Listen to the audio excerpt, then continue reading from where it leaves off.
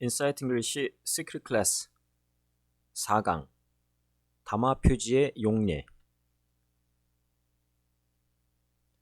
4강에서는 3강에서 배운 담화 표지의 개념에 이어서 담화 표지의 구체적인 용례들을 문장과 지문에서 한번 알아보도록 하겠습니다.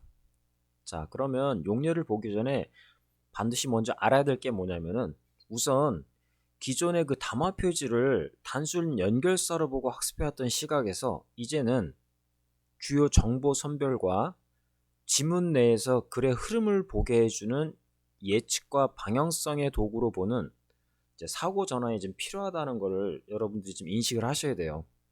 단순히 연결사가 아니라 이제는 글을 보는 중요한 어떤 이정표 역할을 해준다라는 것을 여러분들이 인식하셔야 됩니다. 자, 그러면 문장 단계에서 담화 표지가 실질적으로 어떻게 쓰이는가 한번 보도록 할게요.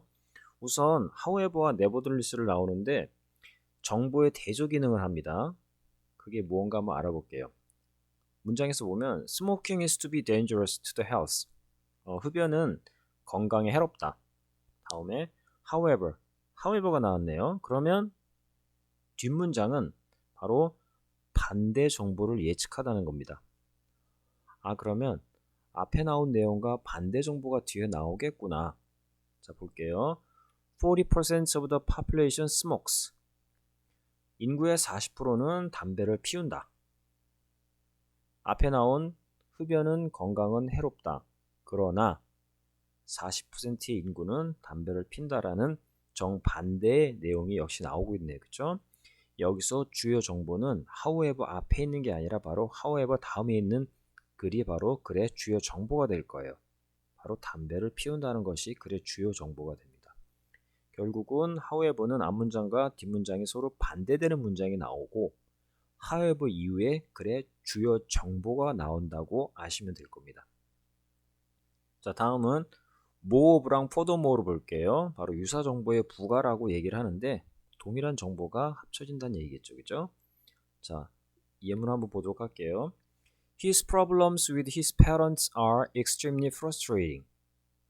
그의 문제는 그의 부모들과 있어서 너무나 좌절감이 든다. Moreover, 더욱이라는 말이 나왔네요. 이 moreover란 뜻은 뒤에는 유사 정보가 온다는 것을 예상할 수 있습니다. 과연 그런가 한번 볼게요. There seems to be no easy solution to them. 그 문제에 대해서 쉬운 해결책은 없다라고 얘기하고 있네요. 앞문장에서 주 정보가 부모들과의 문제는 정말 좌절감이 든다라는 부정적인 정보가 나왔고, 모어브 이후에는 그 문제에 대해서 해결책이 없다라는 역시 유사한 부정적인 정보가 등장하네요. 결국은 모어브는 앞뒤 문맥이 거의 유사하다고 생각하시면 되고 동일한 정보가 부과된다고 생각하시면 될 거예요. 자, 그러면 therefore as a result, 논리적 인과성에 대해서 한번 알아보도록 할게요. 자, 예문을 보면 He reduced the amount of time studying for his final exam. 그는 기말고사를 위해 공부하는 시간을 줄였다. as a result가 등장하네요. 그죠? 그 결과. 자, 어떤 걸 할 수 있나 볼게요. as a result을 통해서 뒤에 인과적 결과가 예측 가능하다고 나오네요. 그럼 앞에서 공부하는 시간을 줄였어요. 결과가 어떨까요? 좋진 않겠죠. 자, 보면 his marks were rather low. 그의 성적이 다소 낮다라는 얘기를 하네요. 그죠? 공부하는 시간을 줄였으니까 그 결과로 인해서 그의 성적은 낮다라는 얘기가 나오네요. 그죠? 그러면 as a result는 앞에는 원인이 나오고 그 이후에는 결과가 나오겠네요. 그러면 결국은 as a result 다음이 글의 중요한 정보가 나온다고 생각하시면 돼요.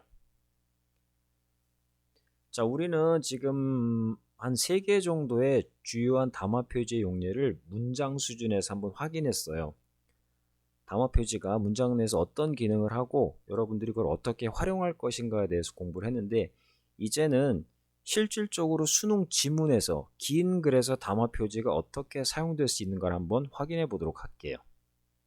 자, 담화 표지의 지문 내 활용이라는 타이틀이 있는데요. 자, 밑에 박스를 보시면은 밑에 박스를 수능 지문이라고 생각하시면 돼요.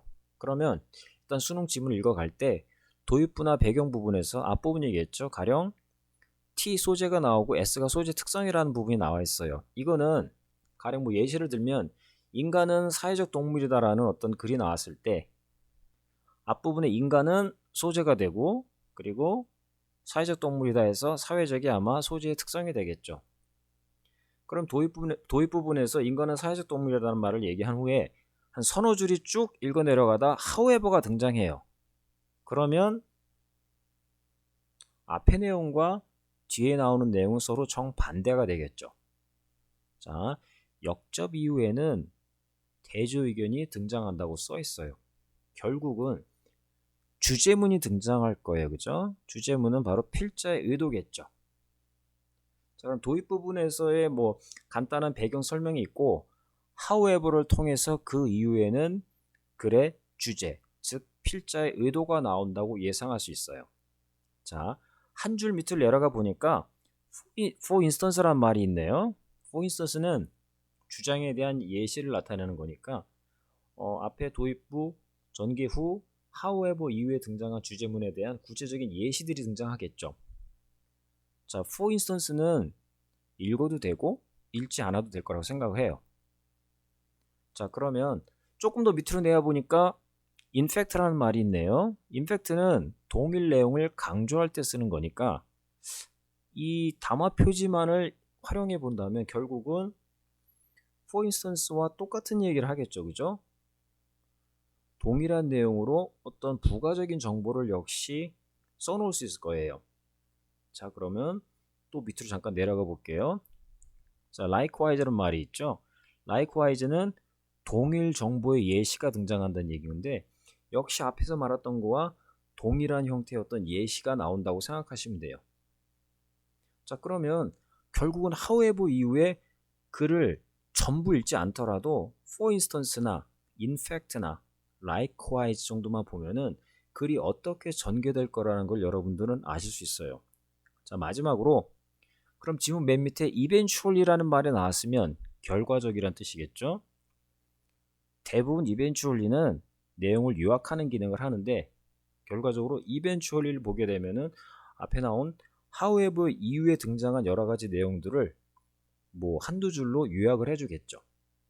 그러면 다시 한번 담화 표지를 한번 확인하게 되면 however나 for instance나 in fact나 likewise나 eventually를 통해서 글의 흐름 그리고 어떻게 전개될 것인가 혹은 그 전엔 어떤 내용이 있었는가에 대한 것을 예측하고 글의 전체 흐름을 빨리 파악할 수 있게 해주는 거예요.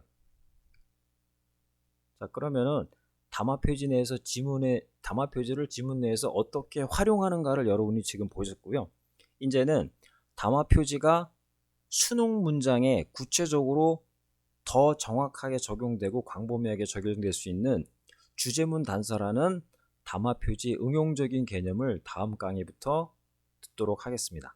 자, 감사합니다.